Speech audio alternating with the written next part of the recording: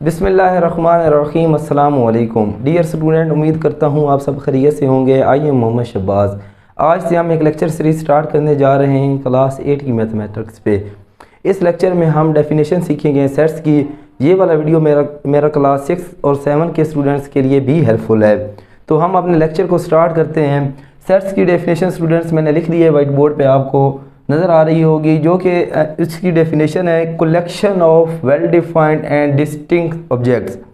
अब ये तो डेफिनेशन हमने राइट कर दी। अब इसके एक एक वर्ड पे हम गौर करते हैं कि यहाँ पे कलेक्शन के वर्ड से क्या मुराद है, वेल डिफाइंड से क्या मुराद है, और इसके बाद डिस्टिंक्ट ऑब्जेक्ट्स के इससे क्या मुराद है।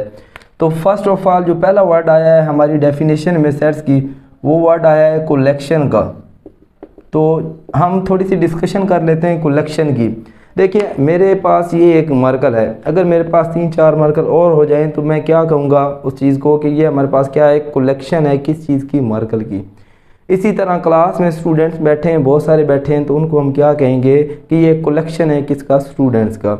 इसी तरह अगर आपके पास कोई चेयर पड़ी है तो एक से ज़्यादा जब चेयर पड़ी होंगी तो आप उसको क्या कहेंगे कि ये आपके पास क्या चीज़ है, कलेक्शन है किस चीज़ की, चेयर की।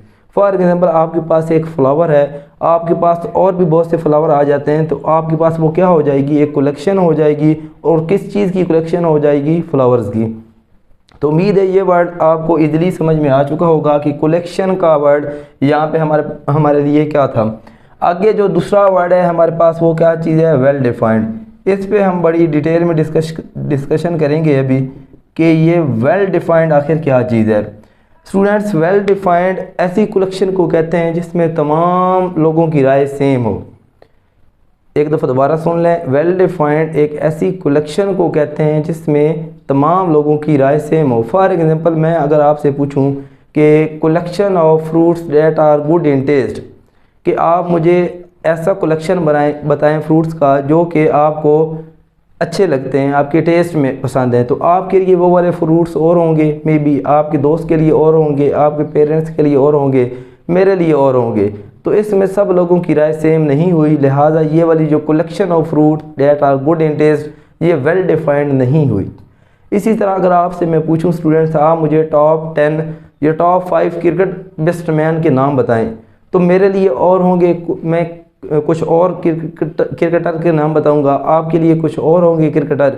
इसी तरह जब आप अपने दोस्तों से पूछोगे तो वो मे भी कुछ और नाम बताएं। तो ये भी हमारे पास क्या हुई, कलेक्शन तो थी लेकिन क्या थी, वेल डिफाइंड नहीं थी। वेल डिफाइंड क्यों नहीं थी, क्योंकि इसमें तमाम लोगों की राय सेम नहीं हुई। ऐसी कलेक्शन को वेल डिफाइंड कहेंगे जिसमें तमाम लोगों की राय सेम हो जाए।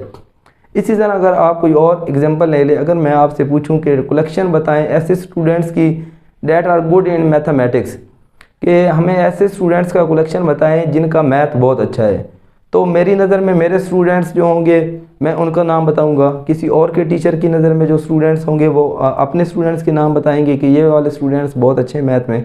तो ये भी क्या हुई, ये कलेक्शन तो थी स्टूडेंट्स की that are good in mathematics, but ये क्या थी, वेल डिफाइंड नहीं थी। तो उम्मीद है आपको ये बातें समझ आ रही होंगी। इसी तरह अगर मैं आपसे ये पूछ लूँ कि आप क्या बताएं collection of month in a year, तो ये मैं जिस स्टूडेंट से भी पूछूं तो वो यही आंसर देगा कि जनवरी, फरवरी, मार्च, अप्रैल, मई अप टू एंड तक दिसंबर तक 12 मंथ इन अ ईयर। तो इसमें अगर मैं आपसे पूछूं और किसी और स्टूडेंट से पूछूं, वो स्टूडेंट अपने दोस्त से पूछे, किसी टीचर से पूछूं, आप जिस मर्ज़ी से पूछ लें कि collection of months in a year आप बताएं, तो वो क्या बताएगा आपको, आप मंथ्स ऑफ ईयर्स की नेम बता देगा। तो इसमें क्या हुआ कि सब लोगों की राय सेम होगी। तो ये वाली जो कलेक्शन हुई मंथ की, इसको हम क्या कह देंगे, वेल डिफाइंड कह देंगे। तो इसी तरह अगर हम बात कर लें कि collection of vowels in English alphabet, तो ये भी आप सब लोग जानते होंगे, AEIOU। तो ये जिस स्टूडेंट से भी पूछें, जिस टीचर से भी पूछें, आप पेरेंट्स से पूछें, तो वो सब यही बताएंगे कि AEIOU that are the collection of vowels in English alphabet. तो ये वाली कलेक्शन भी हमारे पास क्या हुई, वेल डिफाइंड हुई। वेल डिफाइंड इसलिए हुई क्योंकि इसमें तमाम लोगों की राय क्या हो गई, सेम हो गई। तो उम्मीद है ये वाला पॉइंट एक कलेक्शन और वेल डिफाइंड का आपको क्लियरली समझ में आ चुका होगा। हमने बहुत सी डिफरेंट एग्जाम्पल की मदद से इसको सीखा। अभी एक थर्ड पॉइंट हमारा रहता है सेट की डेफिनेशन जो हमने लिखी, वो है डिस्टिंक्ट ऑब्जेक्ट। आखिर ये क्या चीज़ है। जब ये तीनों चीज़ें हो जाएंगी तो वो वाली कलेक्शन को हम सेट कहेंगे, वो हम बाद में आते हैं। एक दफ़ा हम लास्ट जो हमारे पास पॉइंट है कि यहाँ हमारे पास डिस्टिंक्ट ऑब्जेक्ट से क्या मुराद है स्टूडेंट्स। डिस्टिंक्ट से मुराद है डिफरेंट, अलग अलग। ऑब्जेक्ट्स आप ले लें, इसकी जगह आप क्या लिख लें, एलिमेंट लिख लें, इसकी जगह आप मेंबर्स लिख लें। ये एक ही वर्ड है। डिस्टिंक्ट हमने देखा कि इसका मतलब है अलग अलग, different. Objects, element and members. अब आप दोबारा अपनी डेफिनेशन पे आएँ कि हमारे पास सेट्स की डेफिनेशन है कलेक्शन ऑफ वेल डिफाइंड, एक ऐसी कलेक्शन जिसमें क्या हो, तमाम लोगों की राय सेम हो, वो वेल डिफाइंड हो, और उसके जो एंड डिस्टिंक्ट सब्जेक्ट और उसके जो एलिमेंट हैं, मेंबर हैं, ऑब्जेक्ट्स हैं, वो हमारे पास क्या हों, वो डिफरेंट हो, वो अलग अलग हों। तो ऐसी कलेक्शन को हम क्या कहेंगे, सेट कहेंगे।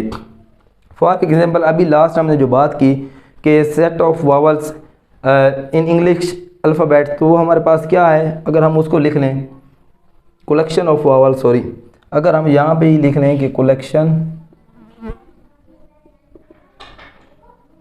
Of vowels in English alphabets, तो अब आप ये जानते हैं कि आपके पास क्या है, कलेक्शन वावल्स की इन इंग्लिश अल्फ़ाबेट में ए है, ई है, आई, ओ एंड यू। ये तो हमारे पास क्या हो गई, ये देखिए ये कलेक्शन भी है और ये क्या चीज़ है, ये वेल डिफाइंड भी है। वेल डिफाइंड कैसे है कि तमाम स्टूडेंट्स जिससे मर्जी पूछें वो क्या कहेंगे कि कलेक्शन जो है वावल्स की इन इंग्लिश अल्फ़ाबेट्स में वो ए, ई, आई, ओ, यू है। तो ये आपके पास कलेक्शन भी हो गई, वेल डिफाइंड भी होगी, और डिस्टिंक्ट ऑब्जेक्ट्स। देखें ए यहाँ पे रिपीट हो रहा है, नहीं हो रहा, ई यहाँ पे रिपीट हो रहा है, नहीं हो रहा, आई यहाँ पे रिपीट हो रहा है, नहीं हो रहा, ओ को देख लें, यू को देख लें, कोई भी एलिमेंट, मेंबर, ऑब्जेक्ट यहाँ पे रिपीट नहीं हो रहा, मतलब ये डिस्टिंक्ट ऑब्जेक्ट्स हैं, डिस्टिंक्ट एलिमेंट है, डिस्टिंक्ट मेंबर हैं। तो ये आपके पास क्या करेगा, सेट्स की डेफिनेशन को फुलफिल करेगा। अब उसको क्या करेंगे, अगर इसके इर्द ये मतलब मैं इसको करली ब्रैकेट से क्या कर दूं, क्लोज कर दूं, और इसको क्या कर दूं, इक्वल टू किसी अल्फ़ाबेट्स के डिनोट कर दूं। जैसे कि English collection of vowels V से स्टार्ट हो रहा है तो मैंने इसको वी कैपिटल लेटर से डिनोट किया, और इक्वल टू करली ब्रैकेट मैंने लगा के इसको क्या कर दिया, क्लोज किया। तो ये आपके पास क्या हो गया, ये सेट की तमाम कंडीशन को पूरा कर रहा है।